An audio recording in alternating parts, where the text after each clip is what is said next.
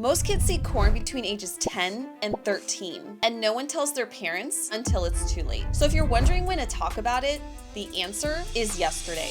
This isn't about high schoolers. I'm talking 11, 12, 13 middle schoolers who are filling in the blanks with whatever they find online. I've talked to thousands of kids in classrooms. They're curious, they're confused, and they're craving real answers. The question isn't if they'll see it, it's whether they'll come to you when they do. Here's how to start that conversation with zero shame, even if they've never asked. Okay, real quick. When I say corn, I mean it with a P.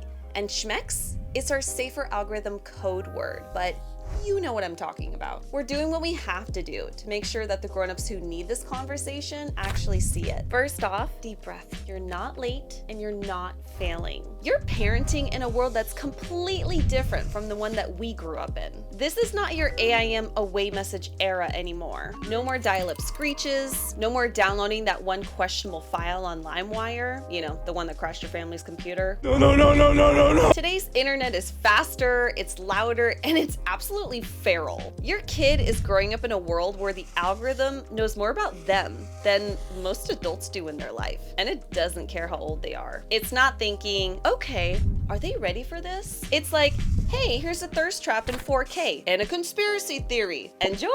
Kids are trying to figure out bodies, relationships, and schmecks while they scroll. And even if they're not searching for corn is absolutely searching for them. If they don't hear it from you, they'll hear it from Roblox, TikTok, or even that one cousin they think is hilarious. This isn't about scaring you. It's about preparing you. You're not supposed to have this all figured out. None of us do. We're the first generation of parents navigating this mess. If you felt blindsided growing up, this is your chance to break the cycle, not with perfection, but with intention. So let's start with the basics. What is corn? Who's watching it, and why are they watching it? Most kids' first exposure to corn comes from mainstream, free, and super accessible content, not always from searching an actual corn site. It could pop up in a TikTok comment, on a sketchy gaming ad, or even through a random airdrop at school. Yeah, that happens. This stuff finds them, whether they're looking for it or not. So let's start here. The what? Porn is media that shows sexual content, made for adults, often exaggerated, and definitely not designed to teach young people anything helpful. It's meant to entertain,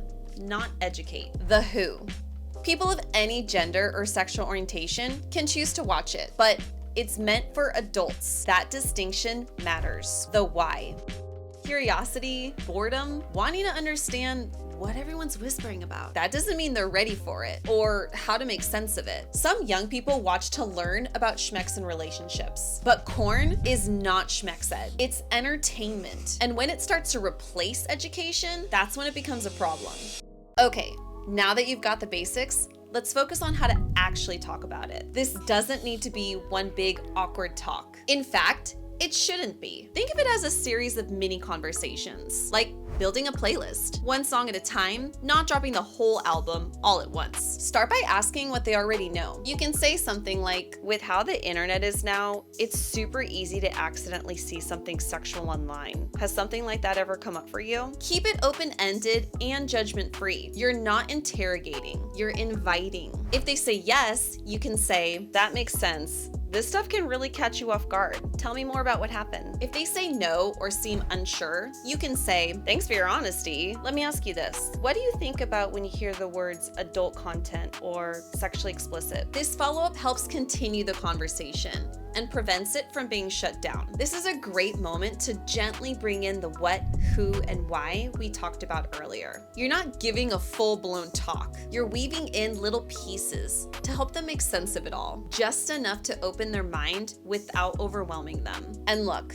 if you're thinking, okay, Jess, love this, but what else can I say in the moment? Don't worry, I literally wrote a book on it. No, seriously, it's called Corn is Not Schmecks Ed, because duh, it's not. And it's got scripts, myths, and all the awkward but necessary conversations laid out for you. Remember, your goal is to normalize curiosity and build a safety net, showing your kid, hey, I'm someone you can always come to. You don't have to be a schmecks wizard or have all the answers. Just being there makes all the difference. Okay, so you had the first conversation. Congratulations. Now let's talk about what happens after, because this is not a one and done situation. Your kid isn't gonna suddenly come back and say, "Thank you, dearest parent, for this enlightening talk about corn. I now know everything there is about media literacy and schmecks." Wouldn't that be nice? The real win here is keeping the door open. That means you stay approachable, curious, and ready for whatever comes up next. Here's some green flags to know you're building the kind of trust that lasts. Your kid asks you random or unexpected questions about relationships, bodies, or schmecks. They've mentioned stuff they've seen or heard. They roll their eyes, but they don't leave the room. They challenge you.